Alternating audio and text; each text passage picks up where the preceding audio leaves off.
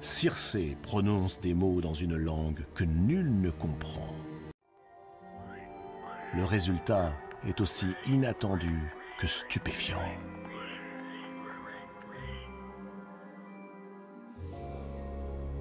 Les fiers guerriers, les marins et soldats d'Ulysse ne sont plus des hommes à présent. Ce sont des porcs, des pourceaux. Les voilà qui se tiennent à quatre pattes, remuent la queue, fouillent le sol de leurs groins. Circé. Les gouvernements comptent utiliser la technologie pour gérer au mieux les déplacements des populations.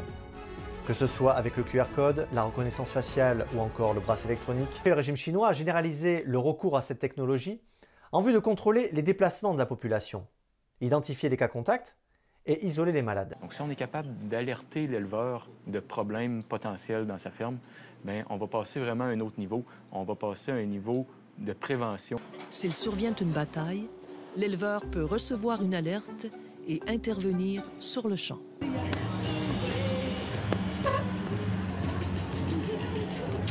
En Israël, pour les citoyens qui veulent éviter la quarantaine obligatoire à l'hôtel, on a une autre solution maintenant. Et si vous voulez l'éviter, depuis ce matin, il y a un projet pilote qui offre de rentrer à la maison, mais de porter un bracelet électronique. Vous voyez les images de la télé israélienne I-24. On vous appose le bracelet dès votre arrivée, on vous suit jusqu'à la maison. Et si vous tentez de fuir ou de retirer le bracelet, alors là, on va avertir les autorités. Pour respecter les normes du programme d'évaluation génétique provinciale et fédérale, toutes les données relatives à leur production doivent être déclarées au PEG, qu'il s'agisse des animaux introduits dans le troupeau, des saillies, des mises bas, des données techniques en général, ainsi que tous les porcelets devant être identifiés par tatouage permanent avant l'âge du sevrage. Ils ont les conditions de détention SST et SRPA, donc système de stabulation libre et une sortie régulière en plein air. Ils sont au chaud et puis ils peuvent se divertir en jouant avec de la paille qu'ils ont chaque jour. Dorénavant, chez Pierre Tremblay, le dénombrement se fait grâce à la caméra branchée à cet ordinateur. Le logiciel reconnaît chaque porc et effectue le comptage. Dubaï, lui, a déjà franchi le cap avec une autre technologie. Le pays a mis en place depuis le mois de février la reconnaissance de l'iris dans son aéroport. Plus besoin de pièces d'identité ni de carte d'embarquement. Grâce à des scanners, les données de l'iris sont connectées aux bases de données de reconnaissance faciale à l'entrée comme à la sortie du pays. Les algorithmes sont développés ici, à Saint-Lambert-de-Lauzon. L'équipe examine des images de porcs et de porcelets du matin au soir. Des caméras de surveillance filment les truies jour et nuit. C'est à la fois révolutionnaire et normal. On est rendu là. Et c'est rien d'autre qu'une série de calculs qui va interpréter des données.